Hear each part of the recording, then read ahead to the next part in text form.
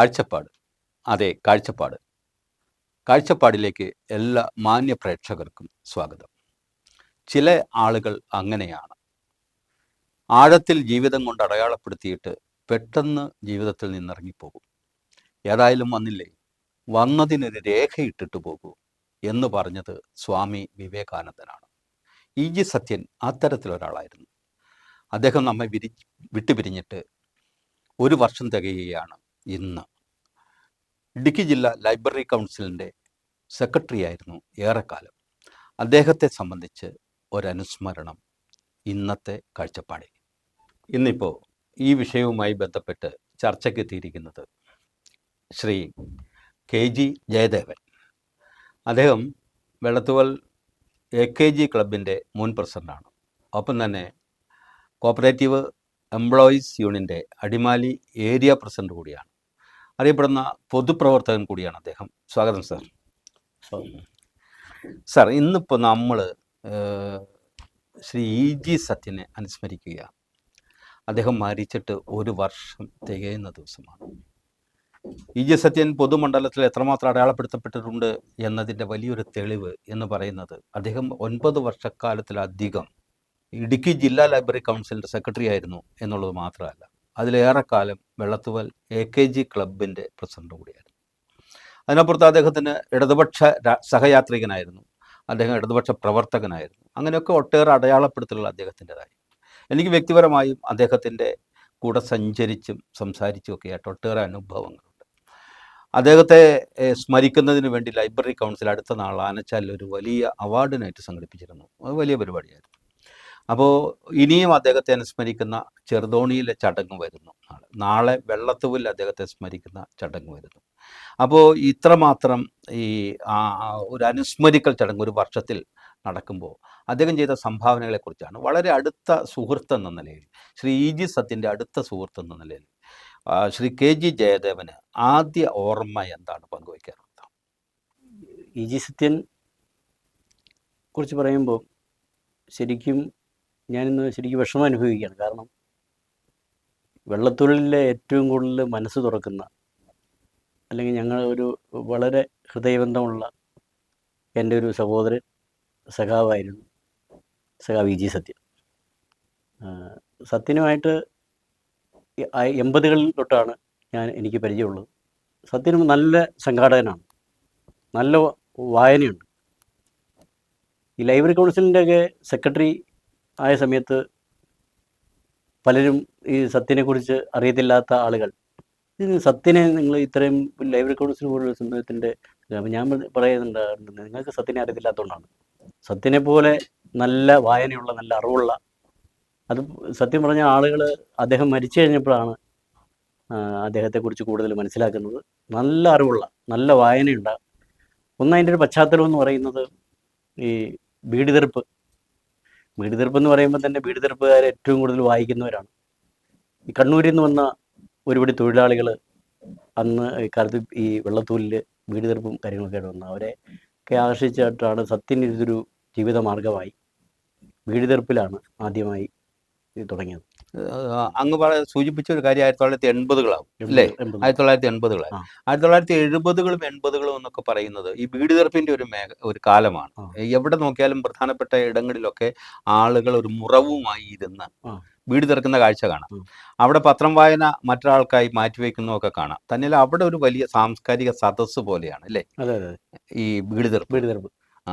ഈ ബീഡി തെറുക്കുന്ന സംഘടന ഉണ്ടായിരുന്നു അന്ന് ബീഡിതെറുപ്പുകാർക്ക്? സംഘടന ഉണ്ടായിരുന്നു. അവരെ സംഘടിപ്പിക്കുന്നതിൽ അന്നും ഇടതുപക്ഷം തന്നെയായിരുന്നു. തീർച്ചയായിട്ടും അവർ തന്നെയായിരുന്നു. അപ്പോൾ ഈ ബീഡി തെറുപ്പ് തൊഴിലാളി യൂണിയൻ, അപ്പോൾ ഈ ദിനേശ് ബീഡി പോലുള്ള വലിയ കമ്പനികളൊക്കെ കണ്ണൂരിലുണ്ടായത് ഇങ്ങനെ തന്നെയാണല്ലോ ഇല്ലേ? കാരണം അവർക്ക് വായിക്കാൻ പറ്റില്ല, കാരണം അവർ ബീഡി തെറുത്തുകൊണ്ടിരിക്കുകയാണ്. അപ്പോൾ അവരൊരാളെ വെച്ച് വായിപ്പിക്കും. അപ്പോൾ അത് കേട്ട് അതിന് അവർക്ക് പൈസ കൊടുക്കും. അങ്ങനെയാണ് അവർ ഈ നല്ല ആശയപരമായി കൂടുതൽ അറിവ് നേടുന്ന. ഈ 1980കളിൽ മറ്റേ ഈ പുകവലിക്കെതിരെ അതിശക്തമായ ഒരു പടനീക്കം അല്ലെങ്കിൽ ഒരു അവയർനെസ് ഈ പുകവലിക്കെതിരെ ഉണ്ടായിരുന്നില്ല അക്കാലത്ത് അല്ലേ? ഇല്ല. എല്ലാവരും ഈ പുകവലിക്കുന്നതിനോട് ഈ പുകവലി തന്നെ ഒരു വലിയ ശീലമാക്കുക എന്ന മട്ടിലായിരുന്നു എവിടെയും പരസ്യമായിട്ടിരുന്നുള്ള ബീഡി തെറുപ്പ് അല്ലേ? തീർച്ചയായിട്ടും. ഈ സത്യമാഷ് ഈ അകാലമായ മരണമാണല്ലോ അദ്ദേഹത്തിൻ്റെ. ഉം. അപ്പോൾ ആരും പ്രതീക്ഷിക്കാത്ത ഒരു സമയത്താണ് മരണം അദ്ദേഹത്തെ വിളിച്ചിറക്കി കൊണ്ടുപോവുകയായിരുന്നു. അതെ. നമ്മളെയൊക്കെ ഞെട്ടിച്ചുകൊണ്ടാണ് അദ്ദേഹം വിട പറഞ്ഞത്. ഒരിക്കലും പ്രതീക്ഷിച്ചില്ല അങ്ങനെയൊന്നും. അദ്ദേഹം അക്കാലത്തും ഈ മരിക്കുന്ന സമയത്തും അദ്ദേഹത്തെ കണ്ടാൽ അദ്ദേഹത്തിന് സാമ്പത്തികമായ വലിയ വളർച്ചയൊന്നും ഉണ്ടായില്ലെങ്കിലും പട്ടിണി കിടക്കേണ്ട അവസ്ഥ ഉണ്ടായിരുന്നില്ല. നേരെ മറിച്ച് അദ്ദേഹത്തെ കണ്ടാൽ അസുഖമൊക്കെ ഉള്ളതുകൊണ്ടായിരിക്കും ഒരു ക്ഷീണിതനായിരുന്നു. ക്ഷീണിതനായി. അക്കാലത്തും അങ്ങനെയായിരുന്നോ? തുടക്കം തൊട്ടേ പുള്ളിക്ക് ശാരീരികമായി ഒത്തിരി ബുദ്ധിമുട്ടുണ്ടായിരുന്നു. അത് ഈ ഹൃദയത്തിൽ പുള്ളിക്ക് ഒരു അറയുണ്ടായിരുന്നു. ജന്മനാ തന്നെ ഉള്ളതാണ്. അപ്പോൾ ഒരു ഘട്ടത്തിൽ എറണാകുളം അമൃതയിൽ ആശുപത്രി കൊണ്ടുപോയത് ഞാനും ഈ അനിയലും എല്ലാം കൂടി വിട്ടാണ്. അപ്പോൾ അമൃതയിൽ പോയി ഞങ്ങളൊരു സമയത്ത് ഈ കോതമംഗലം ബസേലിയസിൽ വെച്ച് ഞങ്ങൾ സത്യനെ കൊണ്ടുപോകണം. സത്യൻ്റെ ഹൃദയം ഭയങ്കരമായിട്ട് ഇടിച്ച് ഭയങ്കര സ്പീഡിൽ ഇടിക്കുന്ന ഒരു സമയം ഞങ്ങൾ അതുപോലത്തെ അവർ ബസേലിയസിൽ ചെന്നപ്പോൾ അവർ പറഞ്ഞു, നിങ്ങൾ എത്രയും വേഗം ഇയാളെ എവിടെയെങ്കിലും കൊണ്ടുപോകണം, ഇത് പ്രശ്നമാണെന്ന് പറഞ്ഞു. അങ്ങനെ ഞങ്ങൾ എറണാകുളം അമൃതയിൽ കൊണ്ടുപോയി. അപ്പോഴും ഈ ഡോക്ടർ തുറന്നിങ്ങനെ പറഞ്ഞിട്ട് പോലും സത്യന് വളരെ നല്ല ധൈര്യമായിരുന്നു. എനിക്കൊരു വിഷയമില്ല എന്നുള്ളൊരു മട്ട് ഭാവമായിരുന്നു. ഒരു ടെൻഷനും സത്യനുണ്ടായിരുന്നില്ല. അതിനുശേഷം അവിടെ വെച്ചാണ് ഞങ്ങൾ ഈ സത്യൻ്റെ രോഗവിവരങ്ങളെല്ലാം മനസ്സിലാക്കാൻ കഴിഞ്ഞത്. അതിന് ശേഷം പിന്നീടും സത്യൻ അവിടുന്ന് എറണാകുളം അമൃതയിൽ ചെന്നപ്പോൾ ഒത്തിരി മാറ്റം വന്നു. പിന്നീട് ദീർഘകാലം അങ്ങനെ പോവുക ചെയ്ത്. അങ്ങിപ്പോൾ ഈ ടി.പി. അനിലിൻ്റെ കാര്യം സൂചിപ്പിച്ചല്ലോ. സത്യത്തിൽ ഈ ടി.പി. അനിൽ അദ്ദേഹത്തിൻ്റെ ഒരു സന്തത സഹചാരിയായിരുന്നു. തീർച്ചയായിട്ടും. അദ്ദേഹത്തിൻ്റെ രോഗാവസ്ഥയിൽ ഒപ്പം തന്നെ അദ്ദേഹത്തിൻ്റെ സാഹിത്യപരമായ സഞ്ചാരവേളകളിൽ അതുമായി ബന്ധപ്പെട്ടുള്ള താമസ ഇടങ്ങളിൽ ഒക്കെ ടി.പിയെ കാണാം. തീർച്ചയായിട്ടും. അത് ഈ വെള്ളത്തൂരിൽ അനിലിൻ്റെ ചെറുപ്പത്തൊട്ട് ഇങ്ങനെ സ്കൂൾ വിദ്യാഭ്യാസം എല്ലാം കഴിഞ്ഞ് പൊതുപ്രവർത്തന രംഗത്ത് വന്നു കഴിയുമ്പോൾ അവിടെ ഈ ഞാൻ പാർട്ടിയുടെ സെക്രട്ടറിക്കായിട്ട് പ്രവർത്തിച്ചിട്ടുണ്ട്. ആ സമയത്തും സത്യം വന്നപ്പോഴും ക്ലബിൻ്റെ കാര്യത്തിലൊക്കെ ആണെങ്കിലും ഒഫീഷ്യലായിട്ടുള്ള എഴുത്തുകുത്തിടപാടുകൾ ഒരു കാര്യത്തിനും എനിക്ക് ഒരു ഞങ്ങളെല്ലാം മറ്റ് കാര്യങ്ങളിൽ സഹായിച്ചുകൊണ്ടിരുന്നത് അനിലാണ്. ആ ഒരു ബന്ധമാണ് ഞങ്ങൾ അനിലുമായിട്ട്. ടി.പിക്ക് കോഴിക്കോട് ഉൾപ്പെടെയുള്ള കോളേജുകളിൽ പഠിച്ചുള്ള കലാലയ വിദ്യാഭ്യാസമൊക്കെ നേടിയ പരിചയമുണ്ടല്ലോ, ഇല്ലേ?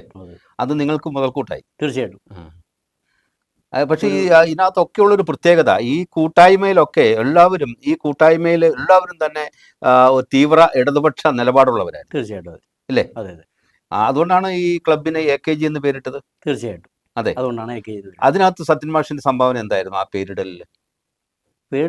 ഈ അന്നത്തെ പ്രശസ്ത കലാകാരനായിട്ട് വെള്ളത്തൂരുണ്ടായിരുന്ന ഇപ്പോഴും ഉള്ള UK Divakaran, doctor CK Roy, ഇങ്ങനെ ഒട്ടനവധി ആളുകൾ കൂടി ഞങ്ങളിങ്ങനെ നമുക്ക് അന്ന് വെള്ളത്തൂൽ എന്ന് പറഞ്ഞത് ഒരു കലയുടെ ഒരു കേന്ദ്രമാണ്. കലാസ്നേഹികളുടെയും കലാപ്രവർത്തകരുടെയാണ്. അപ്പോൾ ചെറുപ്പക്കാർ ഇങ്ങനെ വൈകുന്നേരങ്ങളിൽ കൂടുമ്പോൾ നമുക്കൊരു കലാ സാംസ്കാരിക സംഘടന വേണമെന്നുള്ള ചർച്ച വന്നു. അതിൽ തന്നെ സത്യൻ്റെ നല്ല മുൻകൈയുണ്ട്. അതിനുശേഷം ഒരു ചെറുപ്പക്കാരുടെ ഒരു സമിതി പോലെ ആദ്യം ഉണ്ടാക്കി. അതിനുശേഷമാണ് ഞങ്ങളെല്ലാവരും കൂടി എല്ലാവരും ഇടതുപക്ഷ ആശയങ്ങളോട് പൊരുത്തമുള്ളവരായതുകൊണ്ട് AKG എന്ന പേര് കൊടുക്കണമെന്ന് തീരുമാനിച്ചു. അക്കാര്യത്തിൽ എല്ലാവരും ഒറ്റക്കെട്ടായിട്ട് ഒരേ തീരുമാനം എടുക്കുക. പിന്നീട് AKGയുടെ പേരിലായിരുന്നു നാടക അവതരണങ്ങൾ, നാടക മത്സരങ്ങൾ. ഈ AKG ക്ലബിൻ്റെ പേരുകൾ നമ്മുടെ ഈ സാഹിത്യ ലോകവും സാംസ്കാരിക ലോകവും ശ്രദ്ധിക്കുന്നത് സത്യത്തിൽ AKGയുടെ അല്ലെ വെള്ളത്തുവലിൻ്റെ പേരുകൾ. അതിനു മുമ്പേ വെള്ളത്തുവൽ അറിയപ്പെട്ടിരുന്നു. അങ്ങ് പറഞ്ഞതുപോലെ തന്നെ വെള്ളത്തുവൽ സാംസ്കാരിക കേന്ദ്രമായി അറിയപ്പെട്ടിരുന്നു. അപ്പോൾ AKGയും കൂടി വരുന്നതോടുകൂടി നാടക മത്സരം, അക്കാലത്ത് വലിയ ഹരമായിരുന്നല്ലോ നാടക മത്സരങ്ങൾ. അപ്പോൾ നാടക മത്സരങ്ങൾ, അത് ഏകാംഗ നാടക മത്സരങ്ങളായാലും അമച്ചർ നാടക മത്സരങ്ങളൊക്കെ ആയിട്ട് വെള്ളത്തൂവിൽ ഇടയ്ക്കിടയ്ക്ക് വരുന്ന നാടകങ്ങൾ, വിജയ ടാക്കീസിലെത്തുന്ന സിനിമകൾക്കപ്പുറത്ത് നാടകങ്ങളുടെ ഒരു വല്ലാത്ത തിക്കും തിരക്കൊക്കെ ഉണ്ടായിരുന്നു. അപ്പോൾ വെള്ളത്തൂവലിൽ ഒരു സാംസ്കാരിക കേന്ദ്രമായിരുന്നു എന്ന് വേണമെങ്കിൽ നമുക്ക് പറയാം. അപ്പോൾ AKG ക്ലബിൻ്റെ പേരിങ്ങനെ ഇടയ്ക്കിടയ്ക്ക് കേൾക്കാമായിരുന്നു, അല്ലേ? മത്സരവേദികൾ കേൾക്കാമായിരുന്നു. ഈ മത്സരവേദികൾ നാടകവുമായി പോകുന്നതിൽ ഈ സത്യൻ മാഷിൻ്റെ പങ്കെന്തായിരുന്നു? സത്യൻ ഒരിക്കലും നാടകം അഭിനയിച്ചിട്ടില്ല. പക്ഷേ ഈ നാടകം കളിക്കാൻ കൊണ്ടുപോകുന്ന കാര്യത്തിലും ഇവരെ സംഘടിപ്പിക്കുന്ന കാര്യത്തിലും അതിൻ്റെ റിഹേഴ്സൽ ക്യാമ്പിലും അതിൻ്റെ A തൊട്ട് Z വരെ എല്ലാ കാര്യങ്ങളും നോക്കുന്നതിൻ്റെ അകത്തും ഇത് കൊണ്ടുപോകുന്നതിനും പ്രൈസ് വാങ്ങിക്കുന്നതിനും ഒക്കെ വലിയ പങ്ക് വഹിച്ചിട്ടുണ്ട്. ഈ കുചേലൻ്റെ സ്വപ്നങ്ങൾ എന്ന് പറഞ്ഞൊരു നാടകം, എനിക്ക് തോന്നുന്നത് സംസ്ഥാന തലത്തിൽ വരെ പോയിട്ടുള്ള നാടകങ്ങളാണ്. നിരവധിയായ നാടകങ്ങൾ, മകടി, ഒരാനയും കുരപ്പാപ്പന്മാരും. അങ്ങ് ആ നാടകത്തിൽ അഭിനയിച്ചിട്ടുണ്ട്? ഞാൻ അഭിനയിച്ചിട്ടുണ്ട്. കുചേലൻ്റെ സ്വപ്നങ്ങളുടെ അകത്ത് രാമൻകുട്ടി അതിൻ്റെ ഒരു യുവാവിൻ്റെ റോളായിരുന്നു. അതെ, ഞാൻ ഓർക്കുന്നു. അപ്പോൾ ഞാൻ സൂചിപ്പിച്ചത് അന്ന് ഈ കത്തിപ്പാറയിൽ ഒരു ക്ലബ് ഉണ്ടായിരുന്നല്ലോ, YMCA. അതെ. ഈ YMCA അന്ന് YMRC. YMRC തീർച്ചയായിട്ടും ഈ ക്ലബ്ബ് അന്ന് ഈ നാടകരംഗത്ത് ശക്തമായിരുന്നു. ശ്രീ ശക്തമാണ്. ജോസാനണിയുടെ രചന, ആ മറ്റ് ജോസിയേട്ടൻ്റെ അഭിനയം, TV ജോസ്. അതെ, TV ജോസിയേട്ടൻ്റെ അഭിനയമൊക്കെ ആയിട്ട് ബന്ധപ്പെട്ട് അന്ന് തകർന്നു. നിങ്ങൾ തമ്മിലൊരു മത്സരം, അതുപോലെ മുതുവാങ്കുടിയിൽ നിന്ന് കുഞ്ഞച്ചനൊക്കെ ആയിട്ട് ബന്ധപ്പെട്ട് അതുണ്ട്. ഇല്ലേ? ഈ മുതുവാങ്കുടിയിലെ കുഞ്ഞച്ചനൊക്കെ നമ്മളോട് കൂടി ഈ നാടക പരിപാടിയായിട്ട് വാഴച്ചാലി കുഞ്ഞ്, വാഴച്ചാലി കുഞ്ഞ്, ഇവരെല്ലാം ഈ AKG ക്ലബ്ബുമായിട്ട് ഉം, ഉം. ആശയപരമായി വാഴച്ചാലി കുഞ്ഞെല്ലാം ഇടതുപക്ഷ ഒന്നും അല്ലെങ്കിൽ പോലും ഞങ്ങളെ ഇക്കാര്യത്തിലൊക്കെ സഹായിക്കുകയും ഞങ്ങളുടെ കൂട്ടത്തിൽ രാഷ്ട്രീയമൊന്നും ഇല്ലാതെ കലാകാരന്മാർക്കിടയിൽ, കലയ്ക്കിടയിൽ എല്ലാവരും രാഷ്ട്രീയത്തിന്റെ ആവശ്യമില്ല അല്ലേ? അതിനകത്തൊരു രാഷ്ട്രീയത്തിന്റെ ആവശ്യമില്ല. ഇന്ന ആളുകൾക്ക് രാഷ്ട്രീയം വരാം അല്ലെങ്കിൽ കല വരാവൂ എന്നൊന്നുമില്ല. അന്ന് ഈ സത്യൻ കോനാട്ട് എങ്ങനെ നിന്നു? അദ്ദേഹം ആ വെള്ളത്തോലിൽ സജീവമായിട്ടുണ്ടായിരുന്നല്ലോ. സത്യം കോനാട്ട് ശരിക്കും പറഞ്ഞാൽ നാടകം എന്ന് പറഞ്ഞ സംഭവം മനസ്സിൽ വരുമ്പം വെള്ളത്തോലില് നമ്മൾ ആദ്യം ഓർക്കുന്ന പേര് സത്യം കോനാട്ട് തന്നെയാണ്. കാരണം വെള്ളത്തോൽ വിജയ ടാക്കീസുമായി ബന്ധപ്പെട്ട് പ്രശസ്തമായ നാടക സമിതികളുടെ എല്ലാ പരിപാടികളും കൊണ്ടുവരുന്നത് ശ്രീ കോനാട്ട് സത്യനാണ്. ഇപ്പോൾ ഞാൻ ഓർക്കുന്നു അദ്ദേഹം യൂട്രിക്കുലറിയ, യു ക്യാൻ ഗോ എന്നൊക്കെ പറഞ്ഞ് നാടകം തന്നെ എഴുതി സംവിധാനം ചെയ്ത് നാടക രംഗത്ത് അദ്ദേഹത്തിൻ്റെ ഒരു സംഭാവന വെള്ളത്തോലി വലുതാണ്. ഈ സത്യൻ മാഷിന് ഈ സത്യൻ കോനാട്ടുമായിട്ട് വളരെ ആത്മബന്ധമുണ്ട്. അത് ഈ ഉണ്ടായതെല്ലാം ഇത്തരം കലയുമായിട്ടുള്ള അഭിമുഖ്യമാണ്. തീർച്ചയായിട്ടും ആണ്. അതെ. തീർച്ചയായിട്ടും ഉണ്ട്. ആ. സത്യമാഷിനെ ശരിക്കും ആ കാലത്ത് ഞാൻ വെള്ളത്തോലിലാണ് പഠിച്ചത് എന്നെങ്കിലൊക്കെ കൂടി ആ കലയുമായുള്ള എൻ്റെ ചെറുപ്പം മുതലുള്ള ബന്ധങ്ങൾ ഉണ്ടെങ്കിൽ പോലും ഞാൻ അത്രമാത്രം പ്രകടനാത്മകത കാണിച്ച ഒരാളല്ലായിരുന്നു ചെറുപ്പത്തിൽ. അപ്പോൾ അങ്ങനെ പോകുന്ന ഒരു കൂട്ടത്തിൽ ഈ സത്യമാഷിനെ ഞാൻ ആദ്യമായി കാണുന്നതും കേൾക്കുന്നതും ഒക്കെ മിക്കവാറും ലൈബ്രറി പ്രവർത്തനങ്ങളിലാണ്. എന്നെ അതിശയിപ്പിക്കുന്ന കാര്യം, ഞാൻ അദ്ദേഹത്തെ ഇപ്പോൾ ഇന്ന് അദ്ദേഹം മരിച്ചിട്ടൊരു വർഷമാണല്ലോ, എന്നെ അതിശയിപ്പിക്കുന്ന ഒരു കാര്യം, വളരെ ഇന്നൊവേറ്റീവായ ചില കാര്യങ്ങൾ അദ്ദേഹം ലൈബ്രറി രംഗത്ത് കൊണ്ടുവന്നു. അതിലൊരു കാര്യം സാഹിത്യ ക്വിസായിരുന്നു. ഇടുക്കിയിൽ നിന്നുള്ള സാഹിത്യ ക്വിസ് ഈ ലൈബ്രറി കൗൺസിൽ ഏറ്റെടുത്ത് നടപ്പാക്കുമ്പോൾ സത്യത്തിൽ അത് മറ്റൊരു ജില്ലക്കാർ നടപ്പാക്കിയിരുന്നില്ല. പ്രത്യേകിച്ച് പുസ്തകോത്സവത്തിലായിരുന്നു അത് നടപ്പാക്കിയത്. എത്രയോ ആളുകളെ അവിടെ പബ്ലിക്കേഷൻസ് ആയിട്ട് വരുന്ന 70-ലധികം പബ്ലിക്കേഷൻസുകാരെ വല്ലാതെ ഹഠാതാകർഷിക്കുക എന്നൊക്കെ നമ്മൾ പറയില്ലോ, ആഴത്തിൽ ആകർഷിച്ചൊരു പരിപാടിയായിരുന്നു അത്. അത് അദ്ദേഹത്തിൻ്റെ ഒന്നായിരുന്നു. മറ്റൊന്ന് ഈ ഇതിനകത്ത് നടത്തുന്ന പുസ്തകോത്സവത്തിൽ നടക്കുന്ന ഇടുക്കി ജില്ലയിലെ എഴുത്തുകാരുടെ പുസ്തകങ്ങൾ അവിടെ വെച്ച് തന്നെ പ്രകാശനം ചെയ്യണം. അതെ, പ്രകാശനം ചെയ്യുക എന്നുള്ളത് മാത്രമല്ല, ആ പുസ്തകത്തെക്കുറിച്ചുള്ള ആധികാരികമായ ഒരു ആസ്വാദനം അവിടെ ഉണ്ടാവണം. അതിനും അപ്പുറത്ത് ഇടുക്കി ജില്ലയിൽ നിന്ന് തന്നെ ഒരാൾ അവിടെ സംസാരിക്കാൻ അറിയാവുന്നത്. ഈ തരത്തിലൊക്കെ വലിയ നിർബന്ധമുള്ള ആളായിരുന്നു. അതിനെക്കുറിച്ച് എന്താണ് അങ്ങയുടെ അഭിപ്രായം? അത് എനിക്ക് തോന്നുന്നത് അദ്ദേഹത്തിന് അതിൻ്റെ ഒരു കഴിവ് കിട്ടിയതിൻ്റെ പ്രധാന കാര്യം, അദ്ദേഹം ഈ പുരോഗമന പ്രസ്ഥാനത്തിൻ്റെ സംഘാടകനായി അതിൻ്റെ സെക്രട്ടറിയായി വർക്ക് ചെയ്തതുകൊണ്ട് ഇടതുപക്ഷ പുരോഗമന പ്രസ്ഥാനത്തിലെ ആളുകളുമായിട്ട് നല്ല ബന്ധമുണ്ട്. ആ ബന്ധം പുള്ളിക്ക് ശരിക്കും ഉപയോഗിക്കാനും ഈ സംഘാടന വൈഭവം അക്കാര്യത്തിൽ സത്യൻ നേടാനും ഒരു നിശ്ചയദാർഢ്യവും ഒരു പരിപാടികൾ സംഘടിപ്പിക്കുന്ന കാര്യത്തിൽ പുസ്തകോത്സവം തന്നെ എനിക്ക് തോന്നുന്നത് ഏറ്റവും കൂടുതൽ ശ്രദ്ധിക്കപ്പെട്ടത് സത്യൻ ജില്ലാ ലൈബ്രറി കൗൺസിൽ സെക്രട്ടറി ആയ ശേഷമാണ്. ഇതിനു മുമ്പും ജില്ലാ ലൈബ്രറി കൗൺസിലുണ്ട്, പുസ്തകോത്സവമൊക്കെ ഉണ്ടെങ്കിൽ പോലും നമ്മളെല്ലാവരും ശ്രദ്ധിക്കപ്പെടുന്നത് സത്യൻ വന്നതിന് ശേഷമാണ്. എത്രയോ ക്യാമ്പയിനുകളാണ്. എനിക്ക് തോന്നുന്നു പ്രശസ്ത സാമ്പത്തിക വിദഗ്ധനായിട്ടുള്ള ഗണേശ്, അതുപോലെ തന്നെ CPM-ൻ്റെ സമുന്നത നേതാവ് MA ബേബി അടക്കം എത്രയോ പേരുടെ പരിപാടികൾ അദ്ദേഹം ഈ ജില്ലാ ലൈബ്രറി കൗൺസിലിൻ്റെ സെക്രട്ടറി ആയപ്പോൾ കൊണ്ടുവന്നിട്ടുണ്ട്. അത് ഇവിടെ പറഞ്ഞ പോലെ സംവാദങ്ങൾ, ഈ സാഹിത്യ ക്വിസ്, ഇതെല്ലാം പരിപാടികൾ നടത്തുന്ന കാര്യത്തിൽ, പ്രോഗ്രാം പിടിക്കുന്ന കാര്യത്തിൽ, അത് പ്രോഗ്രാം പിടിച്ചു കഴിഞ്ഞാൽ അവരെല്ലാം വിളിച്ചു കൂട്ടി ചെയ്യുന്ന കാര്യത്തിൽ സത്യൻ്റെ ഒരു നല്ല സംഘാടക മികവ് തന്നെയുണ്ട്. ഈ ഒരിക്കൽ അദ്ദേഹം സംസ്ഥാന സാഹിത്യ കളരി അദ്ദേഹം ഇടുക്കിയിൽ നടത്താൻ തീരുമാനിച്ചു. സംസ്ഥാന തലത്തിൽ സാധാരണ ഇടുക്കിയിൽ അത്ര എളുപ്പം, ഇടുക്കിക്ക് തരുക അത്ര എളുപ്പമല്ല. അത് കുമളിയിൽ വെച്ച് ഹോളിഡേ ഹോമിൽ വെച്ചായിരുന്നു. എന്നെയാണ് അതിൻ്റെ ഡയറക്ടറാക്കിയത്. എനിക്കിന്നും അഭിമാനം തോന്നുന്ന നിമിഷം. ഇടുക്കി ജില്ലാ ഡയറക്ടറായി എത്രയോ വട്ടം ഞാൻ നിന്നിരിക്കുന്നു സത്യമാഷിൻ്റെ കൂടെ. പക്ഷേ സംസ്ഥാന സാഹിത്യ ക്യാമ്പിൽ പങ്കെടുക്കുന്ന പ്രമുഖന്മാരാരൊക്കെയാണെന്ന് അറിയാമോ? ഏറ്റവും പ്രമുഖൻ പറഞ്ഞ പെരുമാൾ മുരുകനാണ് ഒരാൾ, പ്രധാനപ്പെട്ട ആൾ. മറ്റൊന്ന് നമ്മുടെ അശോകൻ ചെരുവിലാണ്. അവരെപ്പോലുള്ള പ്രമുഖരായ ആളുകൾ മാത്രം പങ്കെടുക്കുന്ന, വിനോദ് വൈശാഖിയെ പോലുള്ള ആളുകൾ ഒക്കെ പങ്കെടുക്കുന്ന സംസ്ഥാന തലത്തിലുള്ള ക്യാമ്പ് കുമളിയിൽ വെച്ച് നടക്കുന്നു. ഈ പാവപ്പെട്ട എന്നെയാണ് പിടിച്ച് അതിൻ്റെ ഡയറക്ടറാക്കുന്നത്. സംസ്ഥാന ഡയറക്ടറാണ് മാർക്കണം. സംസ്ഥാന തലത്തിലൊരു പരിപാടി അത്രമാത്രം വിശ്വസിച്ച് ആ പരിപാടി ഏൽപ്പിക്കുകയാണ്. ആ പരിപാടി അതിൻ്റെ 10 മടങ്ങ് വിശ്വസിച്ചാണ് ഞാൻ വിജയിപ്പിക്കുന്നത്. അത്രമാത്രം വിജയിപ്പിച്ചു കൊടുക്കുക. അപ്പോൾ ഒരാളെ പൂർണ്ണമായി വിശ്വസിക്കുക, വിശ്വസിച്ച് അതിൻ്റെ ഉത്തരവാദിത്തം ഏൽപ്പിക്കുക. അത് സംസ്ഥാന തലത്തിലുള്ളതായാലും ഒപ്പം തന്നെ ജില്ലാ തലത്തിലായാലും. അപ്പോൾ ഇത് ഒരുപക്ഷെ അദ്ദേഹത്തിൻ്റെ അനുഭവത്തിൽ നിന്ന് കിട്ടിയതായിരിക്കും. തീർച്ചയായിട്ടും ഈ സാർ ഇവിടെ പറഞ്ഞപ്പോഴാണ് ഈ സാറിനെ കുറിച്ച് എന്നോട് സത്യന് നിരവധി തവണ സംസാരിക്കാറുണ്ട്. കാരണം ഈ സാറിൻ്റെ കഴിവിനെ കുറിച്ച് നല്ല ബോധ്യം തീർച്ചയായിട്ടും സത്യനുണ്ടായിരുന്നു. കാരണം സാറിൻ്റെ കവിത എഴുത്ത്, കവിത ആസ്വാദനം, ഈ ക്ലാസ് എടുക്കാനുള്ള ഇതെല്ലാം ഞങ്ങൾ തമ്മിൽ പലപ്പോഴും സംസാരിക്കാറുണ്ട്. ഒരുപക്ഷെ സത്യം പറഞ്ഞുകൊണ്ട് ഇദ്ദേഹം ഒരു ഇടതുപക്ഷ ആശയത്തിലുള്ള ആളായിരുന്നെങ്കിൽ എവിടെയോ ഇരിക്കേണ്ട ആളായിരുന്നു എന്ന് പലപ്പോഴും എന്നോട് സംസാരിച്ചിട്ടുള്ള ഇതാണ്. അപ്പം അതുകൊണ്ട് തന്നെ അദ്ദേഹം ജില്ലാ ലൈബ്രറി കൗൺസിലായപ്പോൾ ഏറ്റവും കൂടുതൽ പരിപാടികൾ ഇപ്പോഴും ജോസ് കൊരാട്ടിനെ വിളിക്കാന്നുള്ള രീതിയിൽ ഇപ്പോഴും പറയുന്നത് പ്രധാനമായിട്ടും. തീർച്ചയായിട്ടും എന്നെ അതിശയപ്പെടുത്തിയത് കാരണം AKGയുടെ പരിപാടികളിലൊന്നും കാര്യമായി ഞാൻ പങ്കെടുക്കാത്തൊരു കാലം. പങ്കെടുക്കാതെന്ന് പറഞ്ഞാൽ വിളിക്കാത്തതുകൊണ്ട് അല്ല, എനിക്കതിൽ പങ്കെടുക്കണ്ട എന്നൊന്നുമില്ല, ഒരിക്കലുമില്ല. അങ്ങനെ ഞാൻ തീവ്രമായ ഒരു രാഷ്ട്രീയക്കാരനുമല്ല. അങ്ങ് അറിയേണ്ട ഒരു കാര്യം, ഞാൻ തീവ്രമായ ഒരു രാഷ്ട്രീയ വിശ്വാസിയല്ല. ഇടതുപക്ഷത്തിൻ്റെ ആശയങ്ങളോടൊന്നും എനിക്കൊരു വിമുഖതയൊന്നുമില്ല. ഞാൻ നല്ലൊരു ഇടതുപക്ഷക്കാരനായിരുന്നു ആദ്യകാലങ്ങളിൽ നല്ലതായിരുന്നു. അപ്പോൾ അതല്ല, പക്ഷേ എന്നെ സംബന്ധിച്ചിടത്തോളം എനിക്ക് ഏറ്റവും കൂടുതൽ സുഹൃത്തുക്കളുള്ളത് അവിടെ തന്നെയാണ്, ഇല്ലായൊന്നുമില്ല. അപ്പോൾ ഇതിന് രാഷ്ട്രീയതരമായി എനിക്ക് സുഹൃത്തുക്കളെ കാണാനാണ് കൂടുതൽ ഇഷ്ടവും കൂടുതൽ അങ്ങനെയാണ്. അതുകൊണ്ട് കമ്പാർട്ട്മെൻ്റലൈസ് ചെയ്ത് ഇന്ന പാർട്ടിക്കാരെ മാറ്റി നിർത്തണമെന്നൊന്നും ഒരിക്കലും തോന്നിയിട്ടില്ല. ഞാൻ പറഞ്ഞു വരുന്നത്, അദ്ദേഹം ഈ AKG ക്ലബ്ബാണ് ആദ്യമായി TPNൽ എന്നെ വന്ന് വിളിക്കുന്നത്. ഒരു ഷങ്ങും ഉണ്ടാവും. വെള്ളത്തുവലിൽ ഒരു കവിതാ ക്ലാസ് എടുക്കണം. ഞാൻ പഠിച്ച സ്കൂളിലാണ്. സ്കൂളിൽ കവിതാ ക്ലാസ് എടുക്കണം. അപ്പോൾ കവിതാ ക്ലാസ് എടുക്കുമ്പോൾ എൻ്റെ ക്ലാസ് എങ്ങനെ ഇരിക്കും എന്നതിനറിയാൻ നിങ്ങൾ AKGക്കാരെല്ലാവരും തന്നെ ഉണ്ടായിരുന്നു. വർഷങ്ങൾക്ക് മുമ്പുള്ള കാര്യമാണ്, വളരെ വർഷങ്ങൾക്ക് മുമ്പുള്ള കാര്യം. അപ്പോൾ കവിതാ ക്ലാസ്സുമായി ബന്ധപ്പെട്ട് ആ ക്ലാസ് സത്യമാഷ് ഉണ്ടായിരുന്നു. കേട്ടപ്പോഴാണ് സത്യമാഷ് മനസ്സിലാകുന്നത് ഇതൊരു സാധാരണ സാഹിത്യ ക്ലാസ് അല്ല, അതിൽ നിന്ന് വ്യത്യസ്തമാണ്, വളരെ വ്യത്യസ്തമായൊരു ക്ലാസ്സാണ്. അത് പ്രയോജനപ്രദമാണ് കുട്ടികൾക്ക്. അപ്പോൾ അദ്ദേഹം എന്നെ കഥയിലിട്ട് നോക്കി. അവിടെ എത്രയോ വേദികളാണ് സത്യമാഷ്. അപ്പോൾ നമ്മളുമായിട്ട് ബന്ധപ്പെട്ടതല്ലാത്തതുകൊണ്ട് ഞാൻ അതിലേക്ക് അധികം കടക്കുന്നില്ല. ബന്ധപ്പെട്ടതാണ് എന്നുള്ളത് കൊണ്ട് അത് ഹൈലൈറ്റ് ചെയ്യാനല്ലല്ലോ നമ്മൾ നിൽക്കുന്നത്. പക്ഷെ അങ്ങ് പറഞ്ഞതുകൊണ്ട് ഞാൻ സൂചിപ്പിച്ചതാണ്, എത്രയോ വേദികളിലൂടെയാണ് ശരിക്കും ഈ ജില്ലയിൽ എസ്റ്റാബ്ലിഷ് ചെയ്തെടുത്തതിൽ സത്യമാഷിൻ്റെ പങ്ക് നിസ്സാരമല്ല, വലിയ പങ്കായിരുന്നു. അത് നിൽക്കട്ടെ.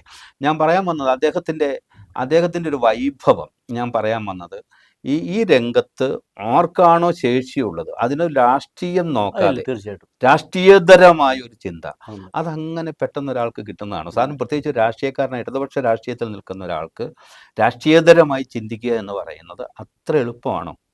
അത്ര എളുപ്പമുള്ള കാര്യമല്ല. പക്ഷെ സത്യൻ അങ്ങനെ ചിന്തിച്ചിട്ടുണ്ട്. അങ്ങനെ പരിപാടികളിൽ അത് നോക്കാതെ ആളുകളെ ഇടപിടിച്ചിൻ്റെയൊക്കെ ഏറ്റവും വലിയ ഉദാഹരണം അദ്ദേഹത്തിൻ്റെ മരണശേഷം കണ്ട ജനപ്രവാഹം എന്ന് പറയുന്നത്. ഇവിടെ ഈ സാഹിത്യ ക്ലാസ്സുകളുടെ കാര്യം പറഞ്ഞപ്പോൾ ഞാൻ ദീർഘകാലം വെള്ളത്തൂരിൽ PTA പ്രസിഡന്റ് ആയിട്ടിരുന്നിട്ടുണ്ട്. ഞാൻ അവിടെ PTA പ്രസിഡന്റ് ആയിട്ടിരിക്കുകയും സത്യൻ ഇവിടെ ക്ലബിൻ്റെ പ്രസിഡന്റ് ആയിട്ടിരിക്കുകയും ചെയ്തതിൻ്റെ ഒരു കാരണം ഈ പഠനേതര പ്രവർത്തനങ്ങളുമായി ബന്ധപ്പെട്ട് എല്ലാ ക്യാമ്പയിനുകളും നമ്മൾ അത്തരം കാര്യത്തിലൊക്കെ സത്യൻ്റെ സ്കൂളിൽ പ്രോഗ്രാം പിടിച്ചിരുന്ന കാര്യത്തിലൊക്കെ ഞാൻ ആശ്രയിക്കുന്ന സത്യനെയാണ്. അപ്പോൾ അത്തരം കാര്യത്തിലൊക്കെ ഈ രാഷ്ട്രീയത്തിനപ്പുറമായ ഈ കാര്യത്തിൽ, കലയുടെ കാര്യത്തിലും സാഹിത്യത്തിൻ്റെ കാര്യത്തിലുമൊക്കെ, കാരണം അപ്പുറത്തുള്ള ചിന്താഗതിക്കാരെയും നമ്മൾ ഇങ്ങോട്ട് മാറ്റിയെടുക്കുകയാണെങ്കിൽ തീർച്ചയായിട്ടും ഈ കലയിലൂടെ കഴിയുമെന്ന് വിശ്വസിക്കുന്ന ആളാണ് സത്യൻ. തീർച്ചയായിട്ടും ആ കാര്യത്തിലൊന്നും ഒരു സംശയമില്ലായിരുന്നു. കാരണം തന്നെയല്ല, അദ്ദേഹത്തെ നയിച്ച പല കാര്യങ്ങളും എൻ്റെ ഓർമ്മയിൽ തെളിഞ്ഞു വരുന്നത് ആ പ്രോഗ്രാം ഏത് വിധത്തിലാണോ 100% പെർഫെക്റ്റ് ആക്കുക, അതിനു വേണ്ടിയിട്ടുള്ള തീവ്ര ശ്രമമാണ് അദ്ദേഹം നടത്തുന്നത്. അല്ലാതെ ആ പരിപാടി എങ്ങനെയെങ്കിലും നടത്തി തീർക്കണമെന്നോ ആ പരിപാടിയിൽ നമ്മുടെ ഒരാളിരിക്കട്ടെ അദ്ദേഹത്തെ വിളിച്ചിട്ട് അതങ്ങ് നടത്താമെന്നോ ഒന്നുമില്ല. അതിന് ഒരുപക്ഷെ അദ്ദേഹം വില കൊടുത്തിട്ടുണ്ടോന്നൊന്നും എനിക്കറിഞ്ഞുകൂടാ, വേറെ പാർട്ടിയിലെങ്ങാനും. പക്ഷേ അദ്ദേഹം ചെയ്ത വളരെ നിഷ്പക്ഷമായ കാര്യങ്ങൾ. ഞാൻ ഒരു കാര്യം പറയാം. യുവദേശാഭിമാനി ക്ലബ്ബിൽ ഒരു ഓണാഘോഷത്തിൽ സംസാരിക്കുകയാണ് ഞാൻ ഈ കമ്പിലൈനിൽ. അവസാനം അദ്ദേഹമാണ് മിക്കവാറും ഒക്കെ ഉണ്ടാവുക ഉദ്ഘാടകനായി. അന്ന് അദ്ദേഹം എന്നോട് പറഞ്ഞ കാര്യം, ഓണവുമായി ബന്ധപ്പെട്ട് മഹാബലിയെ ഒരു പ്രത്യേക സ്ഥാനത്ത് നിർത്തിക്കൊണ്ട് ഞാനൊരു വ്യത്യസ്ത വീക്ഷണത്തിലാണ് അന്ന് സംസാരിച്ചത് ആദ്യമായി. അതിന് മുമ്പൊക്കെ ഞാൻ സംസാരിച്ചിട്ടുണ്ടെങ്കിൽ പോലും അദ്ദേഹം എന്നോട് പറഞ്ഞതെന്ന് വെച്ചാൽ, ഒരുപക്ഷെ ഈ തരത്തിലുള്ളൊരു അവതരണം കേരളത്തിൽ എങ്ങും ഉണ്ടായിട്ടുണ്ടാവില്ല മഹാബലിയുമായി ബന്ധപ്പെട്ട്. ഇതൊരു വലിയ ഇടതുപക്ഷ അവതരണമാണ് എന്നാണ് അദ്ദേഹം പറഞ്ഞത്. അത് ആ തരത്തിൽ. അപ്പോൾ ഈ രീതിയിൽ വേണം സാർ സംസാരിക്കാൻ.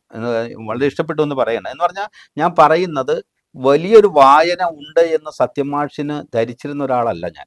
പക്ഷേ വായനയുണ്ടെന്നും ആസ്വാദനമുണ്ടെന്നും അതിൻ്റെ ഏറ്റവും ഉയർന്ന തലത്തിൽ അത് ഗ്രഹിക്കാനും പ്രകടിപ്പിക്കാനുള്ള ശേഷിയുണ്ടെന്ന് മനസ്സിലായി. തീർച്ചയായിട്ടും തീർച്ചയായിട്ടും.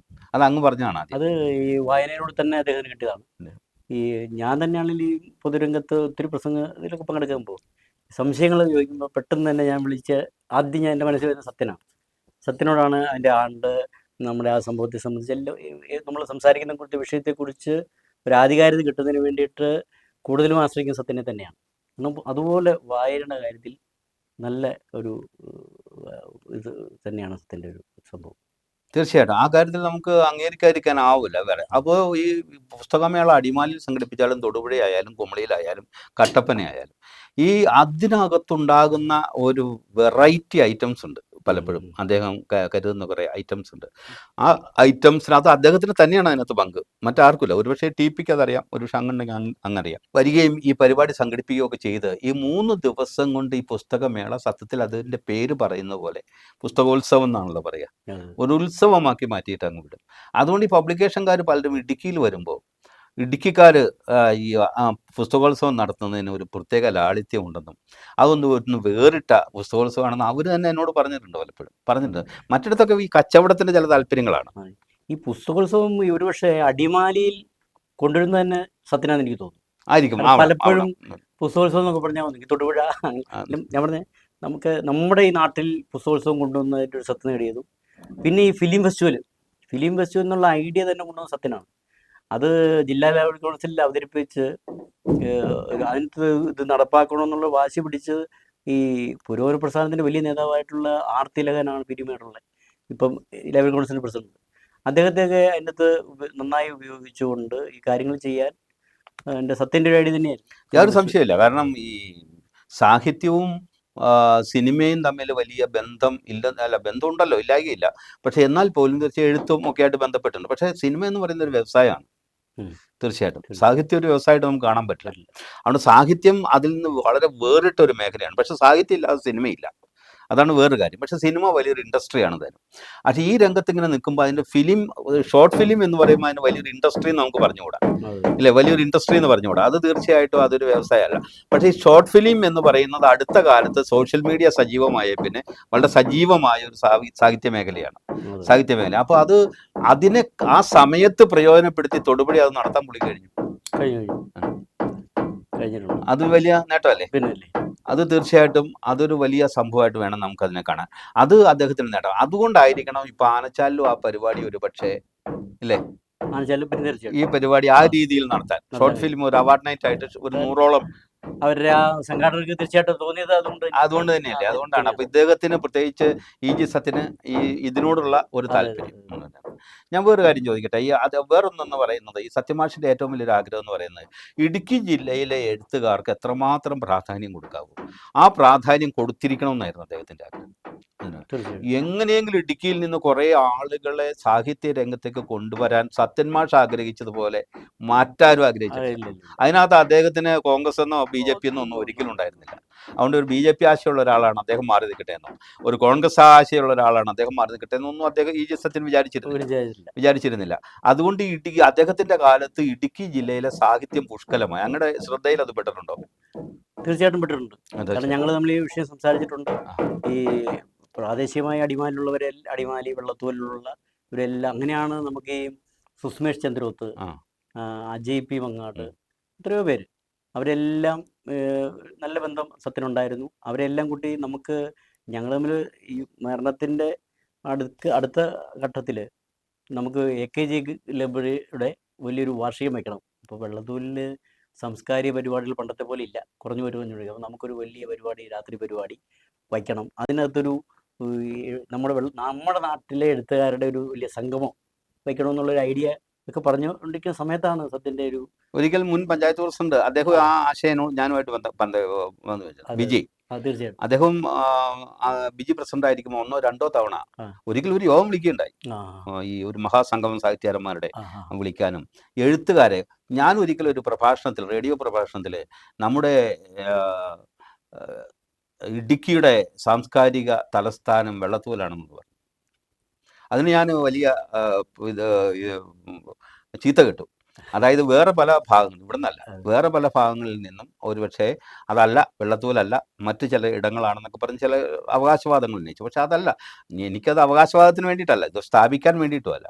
വെള്ളത്തൂവൽ എന്ന് പറയുന്ന ഒരു കാലത്ത് ഒരു സാംസ്കാരിക പ്രവർത്തന മേഖലയായിരുന്നു. KSEBയുടെ റിക്രിയേഷൻ ക്ലബ്ബ്, റിക്രിയേഷൻ ക്ലബ്ബ്, എത്രയോ വലിയ ലൈബ്രറി, എത്രയോ പ്രഗത്ഭന്മാർ. അന്നൊക്കെ എന്ന് പറഞ്ഞാൽ ഇലക്ട്രിസിറ്റി ബോർഡിൻ്റെ അവിടെ തൊഴിലാളികളുടെ ഒരു കേന്ദ്രമായിരുന്ന ക്ലബ്ബിൽ ജില്ലയിൽ തന്നെ വലിയ പരിപാടിയായിരുന്നു അവിടുത്തെ വാർഷികം എന്നൊക്കെ പറയുന്നത്. ആയിരുന്നു.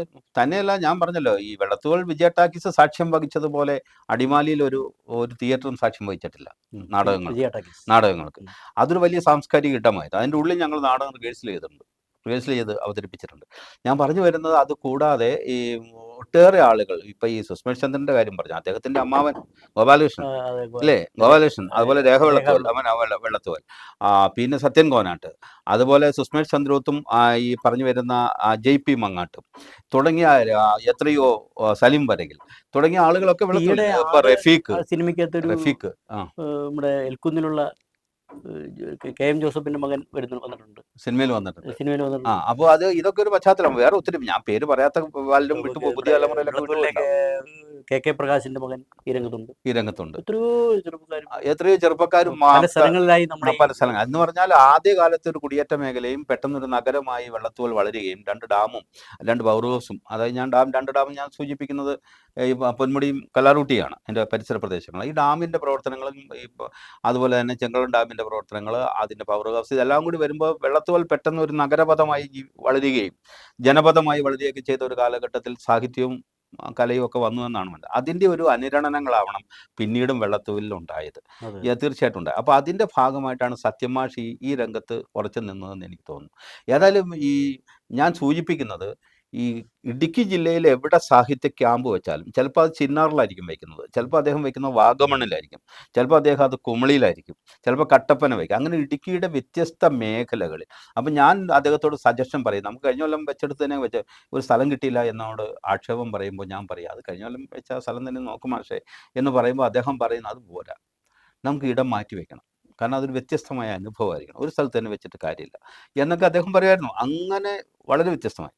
അപ്പോഴൊക്കെ ശരിക്കും പറഞ്ഞാൽ രോഗാവസ്ഥ, പക്ഷെ അതിൻ്റെ ഒരു ഭാവം ബുദ്ധിമുട്ടുണ്ടെങ്കിൽ പോലും അതൊന്നും കാണിക്കാതെ യാത്രകൾ ചെയ്യും. ഈ പരിപാടി സംഘടിപ്പിക്കാനൊക്കെ പോകുന്ന കാര്യത്തിൽ ആലോചിക്കുമ്പോൾ അത്ഭുതം തന്നെ തോന്നുകയാണ്. കാരണം ആളൊരു ശാന്തനായിരുന്നല്ലോ അല്ലേ, അല്ല സ്വഭാവത്തിൽ ഒരു ശാന്തത. നമുക്ക് ഇപ്പോൾ ഒരു ശരത്കാല തടിനി പോലെ അല്ലെങ്കിൽ ശരത്കാല നദി പോലെയൊക്കെ ഒഴുകുന്ന ശാന്തമായ ഒരു ഒഴുക്കായിട്ട് നമുക്ക് തോന്നും. പക്ഷേ വല്ലാത്ത ചുഴലി ഉണ്ടായിരുന്നു, ചുഴലിയും മധുരവും മനസ്സിലുണ്ടായിരുന്നു. എടുക്കുന്ന തീരുമാനം നടപ്പാക്കണം എന്നുള്ളൊരു വാശിയുണ്ടായിരുന്നു. വളരെ സൈലന്റ് ആണ്, പക്ഷെ നിശ്ചിതമായി അത് നടപ്പാക്കുമായിരുന്നു. ഇപ്പൊ ഞാൻ ആരുടെ പേരൊന്നും പറയുന്നില്ല, ഒരു സാഹിത്യ ക്യാമ്പിൽ കേരളത്തിലെ ഏറ്റവും സമർത്ഥരായ മിടുക്കരായ 3 സാഹിത്യകാരന്മാർക്കും, ആ സാഹിത്യകാരന്മാർ ക്യാമ്പ് തുടങ്ങുന്നത് അവരുടെ ക്ലാസ്സിൽ ഒരാളുടെ ക്ലാസ് കൊണ്ടാണ് തുടങ്ങാൻ നിശ്ചയിച്ചിരിക്കുന്നത്. പക്ഷേ സന്ദർഭവശാൽ കുറേ അകലെ ആയതുകൊണ്ടും അതിർത്തി പ്രദേശമൊക്കെ ആയതുകൊണ്ട് ചെന്നെത്താൻ അല്പം വൈകി അവിടെ. പക്ഷെ അവരും വന്നു, ആ സമയത്തേക്ക് അവരും വന്നു. അവർ വരികയും അവർക്ക് വേണ്ടി പ്രത്യേക ഒരു മുറി, VIP-കളാണ്, അപ്പോൾ അവർക്ക് വേണ്ടി പ്രത്യേക മുറി തയ്യാറാക്കുകയും ചെയ്തു. 6 മണിക്ക് ക്ലാസ് തുടങ്ങാമെന്ന് അവരറിയിച്ചു. 4 മണിക്ക് തന്നെ ചെന്ന് ക്ലാസ് തുടങ്ങാൻ, വൈകിട്ട് 6 മണിക്ക് ഫസ്റ്റ് സെഷൻ ഈ പ്രമുഖ സാഹിത്യകാരൻ്റെ ഒരു ക്ലാസ് കൊണ്ടാണ് തുടങ്ങുന്നത്. 6 മണിയായപ്പോൾ അവരില്ല, 3 പേരും സ്ഥലത്തില്ല. 3 പേരും കൂടി അവിടെ നിന്ന് പെട്ടെന്ന് എന്തോ കാര്യത്തിലേക്ക്, അറിയാലോ മറ്റെന്തെങ്കിലും കാര്യങ്ങളായിരിക്കും, അവർ പെട്ടെന്ന് അവരെ കാണാനുണ്ട്. അപ്പോൾ 6 മണിക്ക് തുടങ്ങേണ്ട സെഷൻ, അപ്പോൾ പുള്ളി ഒരു ടെൻഷനും ഇല്ല പുള്ളിക്ക്. അപ്പോൾ ഞാനാണ് ക്യാമ്പ് ഡയറക്ടർ എന്ന നിലയിൽ ഞാൻ പറഞ്ഞു, നമുക്ക് ഫസ്റ്റ് സെഷൻ എടുക്കേണ്ട ആളില്ല, അപ്പോൾ എന്ത് ചെയ്യും എന്ന് ചോദിച്ചു.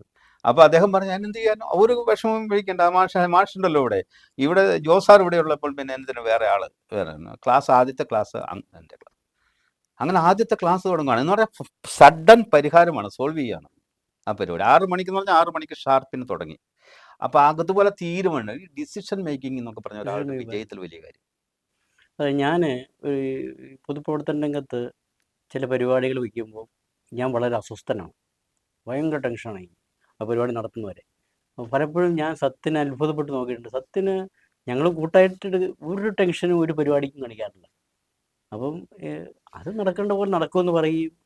അദ്ദേഹം പറഞ്ഞ ഒരു കാര്യത്തിലൊക്കെ ഒരു അസ്വസ്ഥത, എൻ്റെ ഒരു അസ്വസ്ഥതയും ഞാൻ പലപ്പോഴും വിചാരിച്ചിട്ടുണ്ട്, സത്യൻ എന്താ ഈ പരിപാടിക്ക് ഒരു ടെൻഷൻ കാണിക്കാത്തതെന്ന് ഞാൻ ചിന്തിക്കാറുണ്ട്.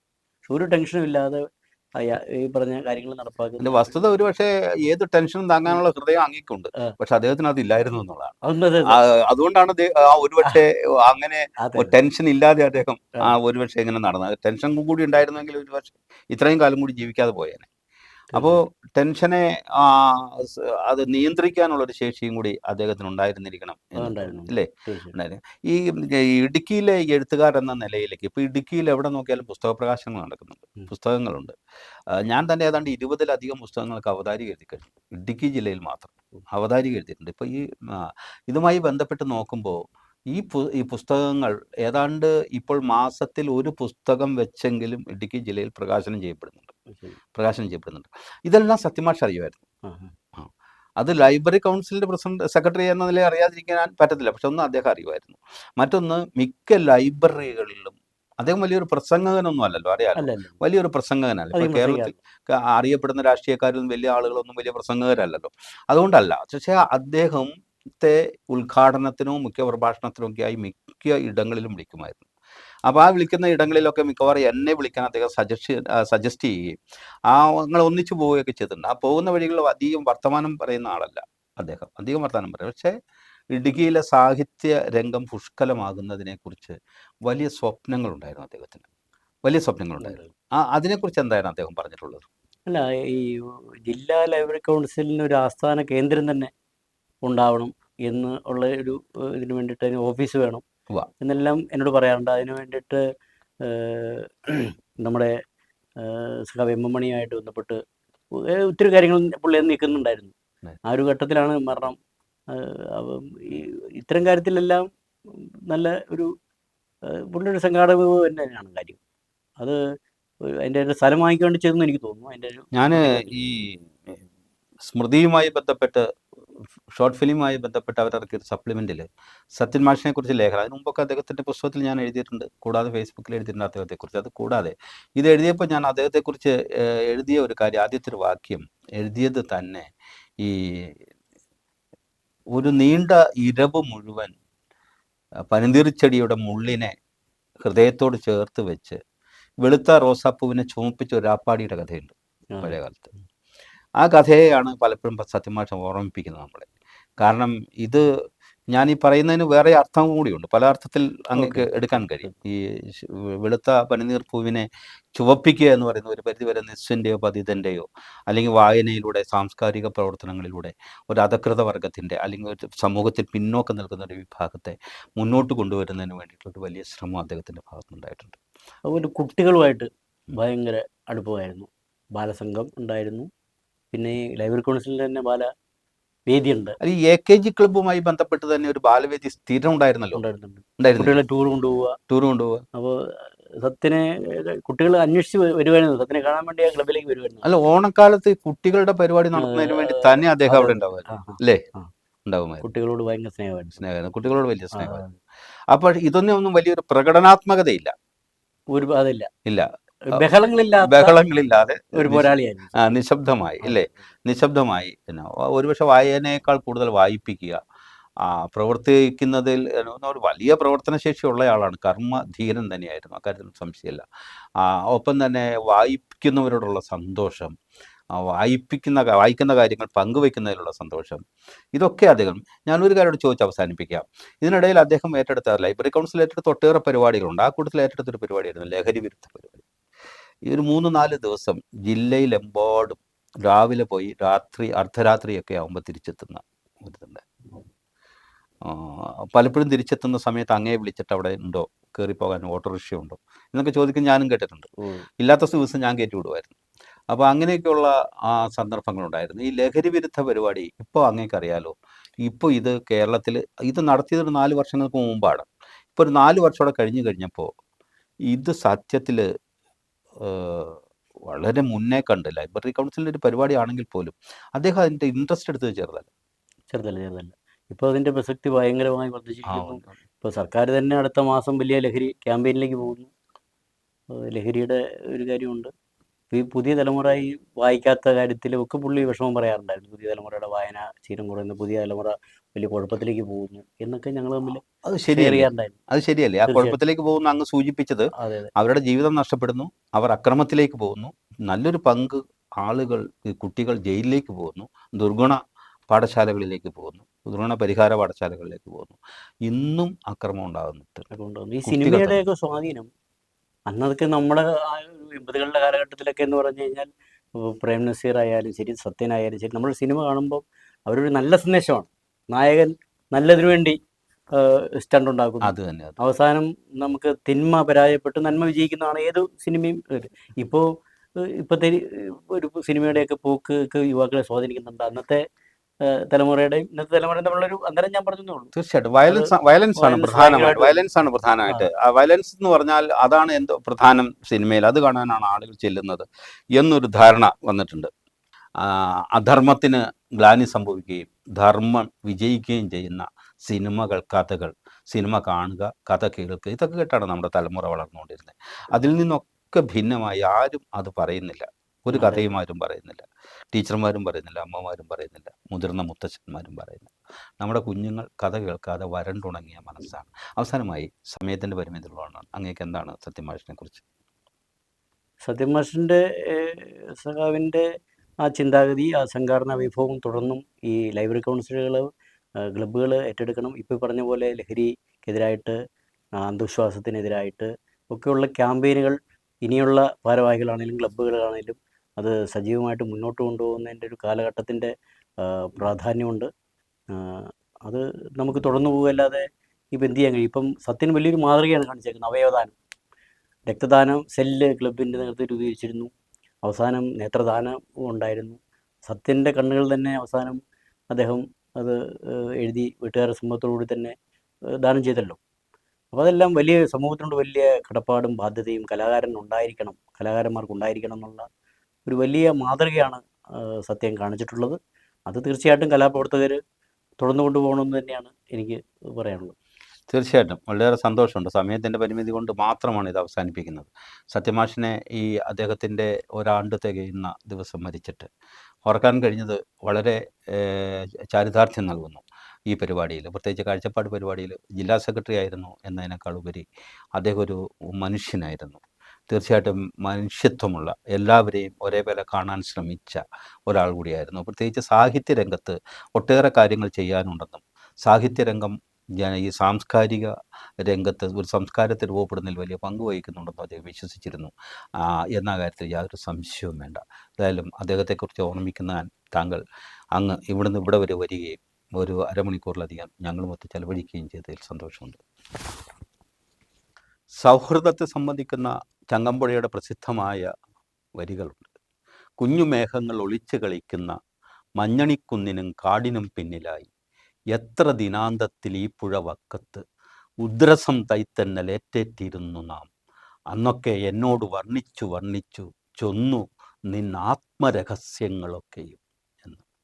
അത്തരത്തിൽ രഹസ്യങ്ങൾ പങ്കിട്ട ഒരു സതീർത്ഥ്യനായിരുന്നു KG ജയദേവൻ സത്യമാഷുമായിട്ട്. സത്യമാഷിൻ്റെ ഓർമ്മകളെ പങ്കുവയ്ക്കാൻ ഇതിനപ്പുറം മറ്റൊരാളില്ല. നന്ദി, നമസ്കാരം.